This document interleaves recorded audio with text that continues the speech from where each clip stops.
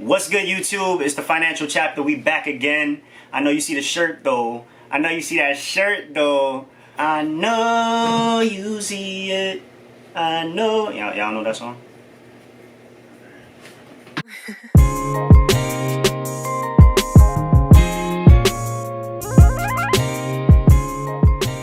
So in today's current events, we hear that stimulus checks might be coming back, which means that we're probably going to see a lot more Ferragamo belts by the end of the fall. But instead of purchasing that, why not just invest it, right? So that's why today we're going to be talking about 3 stocks I plan on buying in August. Now, if you're interested in videos like this where you see me talk about stocks that I plan on investing in at the beginning of the month, just leave a comment down below saying so, or just let me know what other topics you want me to discuss. By the way, if you feel like you learned something from this video or you enjoyed it, feel free to serenade that like button. I'd really appreciate it and it helps out the channel. And this video is really just to entertain you guys and give you guys my thoughts on the stock market, different stocks that I'm investing in. I'm not a financial advisor. I don't have a license in doing so. I got a license in other things. But I don't have a license to be a financial advisor. So take everything with a grain of salt, do your Googles, and make sure that you do your own research and understand what you're investing in before you go out. Alright, so let's get into the video. There's 3 stocks that I plan on investing in August, especially on any significant dips. And I want to say that 2 of those companies would be considered disruptive, and the other is just a dividend play. It's a dividend stock that people should be pretty familiar with. A lot of the videos that we see on YouTube, they tend to be the same stocks, people talking about the same companies, like Google, Apple. Recently, people are talking more about Workhorse and Helio and Inovio, Moderna. I kind of want to stray away from that, at least for this video, and disrupt the YouTube world by talking more about less known stocks. And that's what we're going to try to go into today. The first company I want to talk about is Livongo Health, ticker symbol LVGO. This company is like one of my favorite stocks to own right now. I personally like the stock because I put in a lot of research into this. It's a little less known than other stocks and I'm happy about it. I'm pleased. Now, at today's date, Livongo is trading at a share price of about $127.25. It actually recently IPO'd last year in July, and it started at $38. I got in around $70, so now Livongo is about to revolutionize the healthcare industry. It's doing so by helping people with chronic conditions live better lives by using artificial intelligence. This is why I consider it a disruptive stock, because it's in the healthcare industry, but it's using technology and artificial intelligence to improve people's health. In fact, when it comes to healthcare and some other industries, a physical presence is necessary. But in 2020, with the, let's call it the situation, that's kind of hard to do right now, and that's where Livongo steps in. Livongo develops and operates a digital health platform by using technology to help people with chronic conditions such as diabetes. One of the things I like most about the company is that its founder and executive chairman, Glenn Tolman, has a personal goal to battle diabetes ever since his son was diagnosed more than 17 years ago. But not only has Livongo been focusing on people with diabetes, it's already been venturing into other chronic conditions such as hypertension, behavioral health, and even weight management. What sets Livongo apart is that they pioneered applied health signals, which is leveraging its AI engine to provide personalized and timely data-driven insights or health signals to its users. Livongo gathers this information from a variety of data sources such as glucometers, blood pressure cuffs, and food logs. Then it basically helps its users manage their conditions by prompting them to take corrective actions at appropriate times. Now, like I said earlier, Livongo went public pretty much a year ago, so there's not a lot of financials available. But since its IPO, it's seen some pretty decent growth, I guess. Its latest quarterly earnings from Q1 2020 demonstrated 115% year-over-year revenue growth to $68.8 million. Now, most recently, Livongo announced preliminary Q2 2020 revenue in the range of $86 million to $87 million. That's basically a quarter-over-quarter growth of about 26% and a year-over-year growth of 111%. Keep in mind that previous guidance only expected up to $75 million in revenue. In addition, Livongo has close to $350 million in cash and cash equivalents on its balance sheet at the end of Q1. With that being said, the opportunity for Livongo is huge in my opinion. There are 31.4 million people with diabetes in the United States, and so far Livongo has only captured about 328,000, which is basically around 1% of that. That means that there is huge growth out there. I think the fact that a patient's data can be gathered by its platform and easily sent to a physician makes the lives of doctors, patients, and companies a lot more easier, and that's what Livongo is here to do.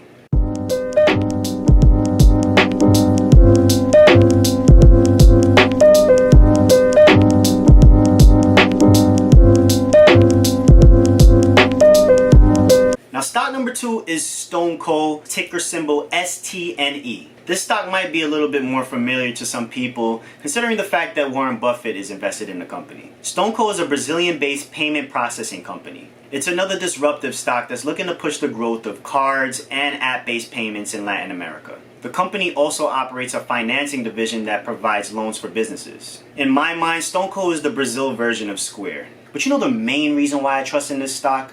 Because if you look at their website, they say it themselves that they are not playing around here. Look at this thing. They say it right there. They encourage respectful candor in all interactions and aim to be straight to the point.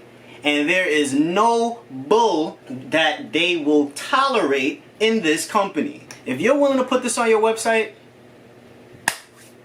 all right, let's go. So like I mentioned earlier, Buffett has backed this company since its IPO in 2018. In addition to that, Ant Financial, which is an affiliate of the billionaire Jack Ma's Alibaba Group, has become the latest high-profile investor to express an interest in buying a stake in the company. Why is this a company that I'm interested in? Is it because Warren Buffett owns it? Yes. American Express says that approximately 85% of transactions in Latin America are still conducted with physical currency. 85%. So StoneCo is in a position to benefit from the expansion of e-commerce and the overall movement away from cash payments in favor of digital solutions in Latin America.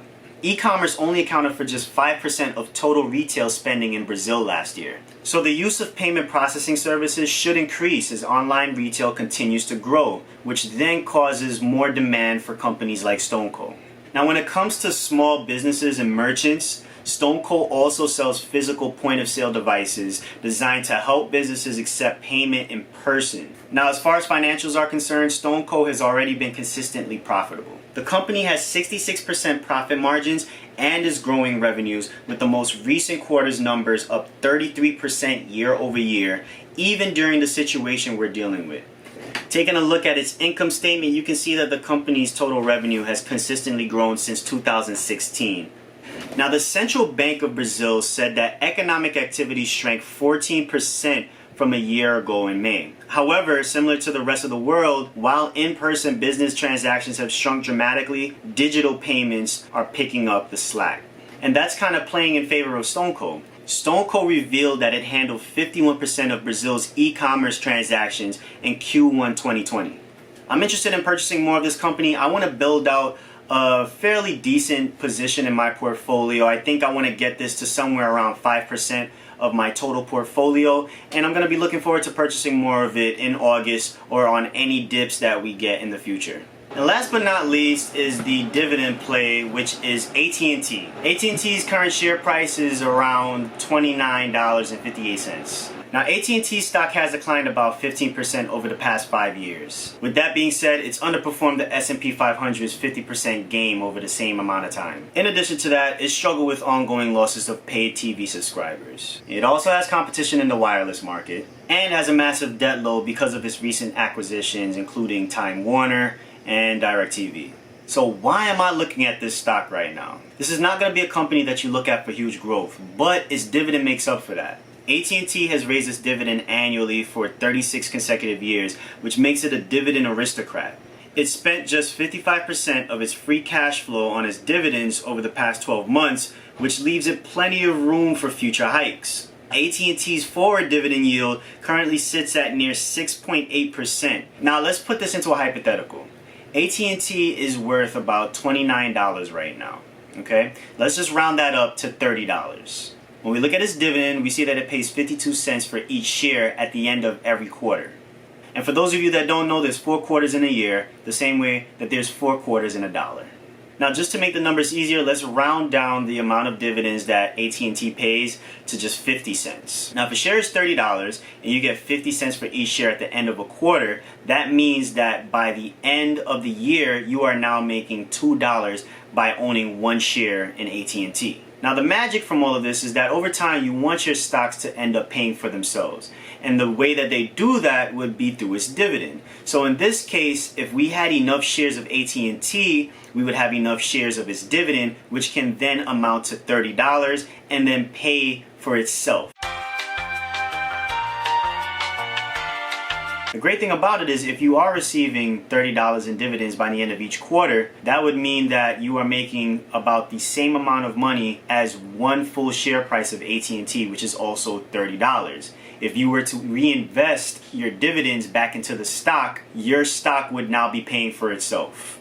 Meaning those $30 in dividends would now go back into the AT&T stock and purchase another $30 worth of AT&T shares. So instead of having 60 shares, you now have 61 shares. So that means every single quarter it is now buying you an extra share of AT&T without you having to put any additional money into the stock. So AT&T would basically be paying for itself at that point. And it would just constantly keep just generating more and more and more and more shares for you in your portfolio.